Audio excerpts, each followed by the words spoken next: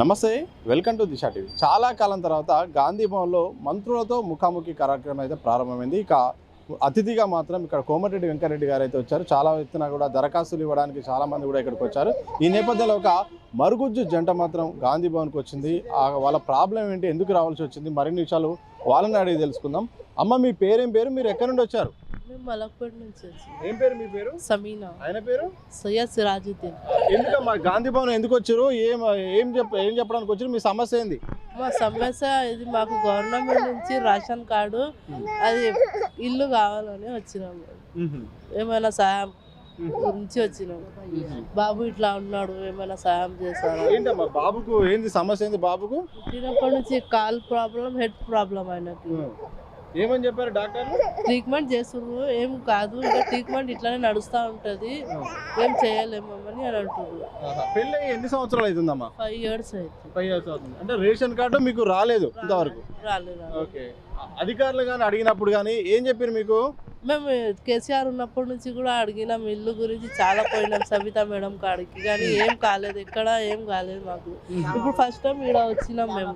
అయితే ఈ సార్ అన్నారు చేస్తామని, పేపర్ తీసుకుర్రు, సైన్ చేసిర్రు, కలెక్టర్కి ఇస్తామమ్మా, ఇల్లు గురించి చేస్తామని సార్ తీసుకుర్రు. మీరు గతంలో బీఆర్ఎస్ సర్కార్ అధికారంలో ఉన్నప్పుడు అడిగినప్పుడు అధికారులు కానీ రాజకీయ నాయకులు కానీ ఏం చెప్పారు? మీ స్థానిక ఎమ్మెల్యే ఎమ్మెల్యే కదా మలక్పేట, వాళ్ళు ఏం చెప్పారు? వాళ్ళు చేస్తామని పేపర్లు తీసుకోవడం, తిప్పుతడం, మళ్ళీ రండి అండి ఒక 4-5 సార్లు పిలిచిర్రు, కానీ ఏం చేయలేదు. ఎలక్షన్ ముందు కూడా సబితా మేడం కాడికి వెళ్ళినాం మేము, చేస్తామంటే రండి మీరు ఎలక్షన్ ముందు అంటే కూడా అప్పుడు కూడా వెళ్ళినాం, కానీ ఏం చేయలేదు ఆమె కూడా.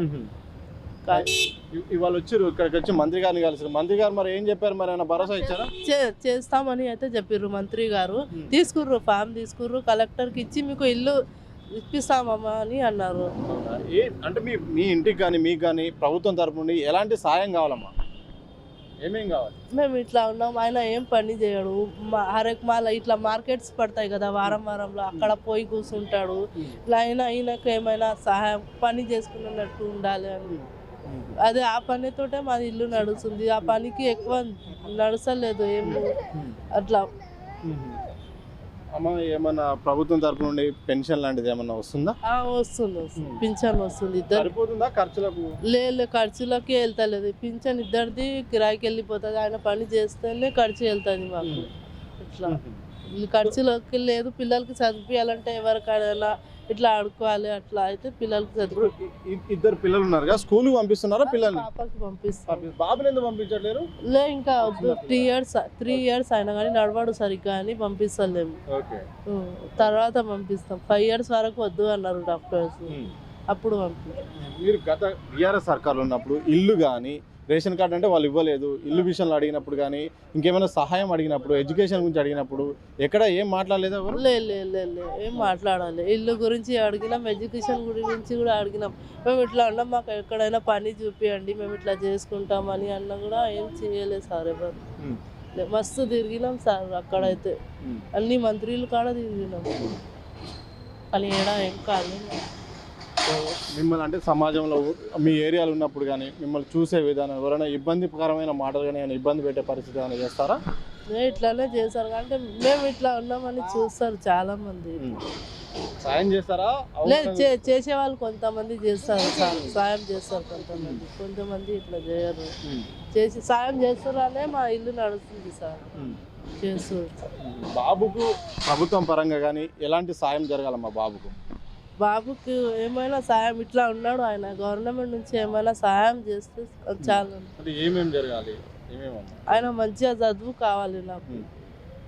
సో ప్రభుత్వం నుండి మీకు ఇల్లు కావాలి, రేషన్ కార్డు కావాలి, అలాగే ఏమన్నా పెన్షన్ లాంటి సహాయం కూడా కావాలి, పిల్లలకు ఎడ్యుకేషన్ కావాలి. పిల్లలు 2 ఉన్నారు, మాకు వెళ్ళదు, అట్లా ఎడ్యుకేషన్ పిల్లల గురించి కావాలి నాకు. ఓకే. మరి సర్కార్ మారింది, కాంగ్రెస్ ప్రభుత్వం వచ్చింది, ఏమన్నా మీకు ఏమైనా ఆశలు ఉన్నాయా? మన ఏమైనా నెరవేరుదానే వచ్చినాం, ఫస్ట్ టైం వచ్చినాం. లేకుంటే ఇప్పుడు వరకు అప్పుడు తిరిగి అలసిపోయినాం, ఇక ఎక్కడికి వెళ్ళొద్దని అనుకొని ఇప్పుడు ఆశ ఉంది, ఏమైనా చేస్తారనే ఫస్ట్ టైం ఇక్కడ వచ్చినాం, మాట్లాడుతున్నాం. ఇక ఉంది, ఆశ అయితే ఉంది, చేస్తారేమో అని అనుకుంటున్నాం. ఏమో చూడాలి ఇక దేవుదయ. ఒకవేళ మీ వీడియో కనుక మీ ఎమ్మెల్యే గారు చూస్తే, మీ వివరాలు కనుక చూస్తే, మీ పేరు కానీ మీరు ఉండే ఏరియా ఎక్కడ ఒకసారి చెప్పండి. ఒకసారి. నా పేరు సమీనా బేగం, మేము మలక్పేటలో ఉంటాం. మళ్ళీ ఇక్కడ మలక్పేటలో race course back side race course పక్కనే ఉంటారు. ఓకే, ఆయన పేరు ఎంత? Syed Sirajuddin. Okay, thank you. మొత్తంగా ఇది మంత్రుల ముఖాముఖి కార్యక్రమం భాగంగా మరుగుజ్జు జంట అయితే వచ్చింది.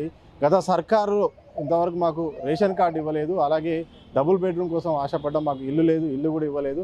నా కొడుకు ఆరోగ్యం బాగాలేదు, అలాగే ఆయనకు పని కూడా లేదు, ఒక రేషన్ కార్డు అలాగే ఏమైనా అవకాశం ఉంటే ఇల్లు, పిల్లలకు ఆరోగ్యం బాగాలేదు కాబట్టి బాబుకు ఆరోగ్య వసతులు, అలాగే బాబుకి అయితే ఎడ్యుకేషన్ ఇస్తే మాత్రం పిల్లలకు స్కూల్ పంపించే సహాయం ప్రభుత్వం నుండి కావాలని కూడా ఆ యొక్క మలక్పేట సంబంధించిన వాళ్ళైతే మరుగుజ్జు జంట అయితే ఆవేదన వ్యక్తం చేస్తూ దిశా టీవీకి చెప్పిన సందర్భం మాత్రం కనిపిస్తుంది. మరి ఇప్పుడు ప్రభుత్వం కానీ స్థానిక మలక్పేట ఎమ్మెల్యే మరి ఎంఐఎం ఎమ్మెల్యే కూడా ఈ అంశంపై స్పందిస్తారో లేదో మాత్రం చూడాలి. కెమెరా పర్సన్ మసూదంతో సది దిశా టీవీ, హైదరాబాద్.